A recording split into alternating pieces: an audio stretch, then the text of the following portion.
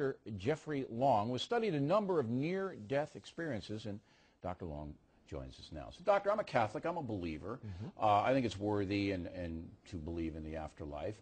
But when I read your book, I came across stuff that I had read before in other books. And I'm going, you know, this is anecdotal. There's really no smoking gun to prove there's an afterlife. But you're not a religious man, right? No, the book came But you are convinced that there is. I'm convinced based on the evidence from my study. Give me your best shot. Give me the big piece of evidence that convinced you there is an afterlife.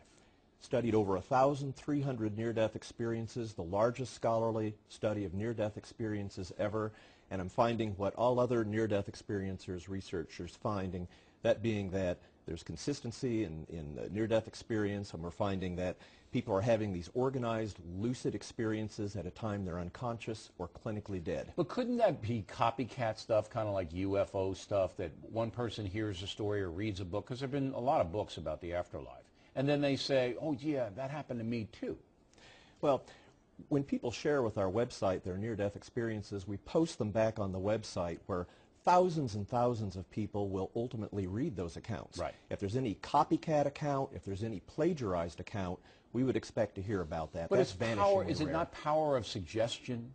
You know, that yes, we've read these books, they're best-selling books, we've watched Oprah, people like yourself been on there, and then you go, yeah, I had that too. See, I'm bringing a dose of skepticism in here, all right? Because when as I said, I'm a believer.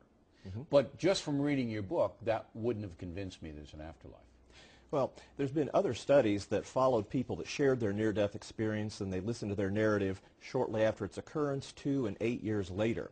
In these prospective studies, the near-death experience that was shared was absolutely verbatim, even 8 years later. These experiences are not embellished. They're not diminished over a period of many, people's many story years. doesn't change. It's That's embedded in their mind that I saw. There's always, well, not always, but most of the time, there's a bathing light. They feel peaceful. They feel euphoric.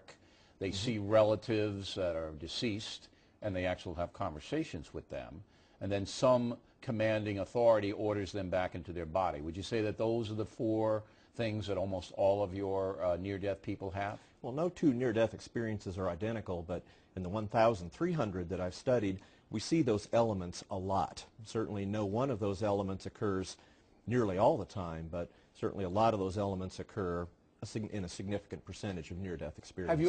Have you been able to glean whether everybody has this nice experience? What about Adolf Hitler? Does he see the nice bathing light and all of that? You know, mass murderers, did they get this kind of thing? Well, we found that when you study people that have led what we call good lives or not so good lives, they still seem to have the same near-death experience. So real terrible people have the same kind of peaceful experience? Well, it's hard to really know for sure because I haven't really heard from what I would call a really terrible person, but we know that people that are either pro-social or anti-social seem to have the same content of the near-death experience. All right, so you're not able to judge their characters when you assess what their experiences have been. Well, very often people will share their life prior to the near-death experience and how their life changed after the near-death experience. So we can get a pretty good idea that we've heard from some people that have had some pretty awful lives prior to sharing their near-death experience. So done awful things or just had awful lives by circumstance? It could be both. They could have some bad circumstances. Because that's always, in a Catholic religion, that's the struggle. You know, the good versus evil, and if you're good, you're rewarded, and if you're evil, you know, you're in trouble. Final question is, you know, 1,300 people, that's a lot of people to research, and you've done the research, and that's what's different about your book, is that it is a kind of a scientific deal. But it's still anecdotal. I mean, you still have to trust what these people are saying is true. There's no way to prove it.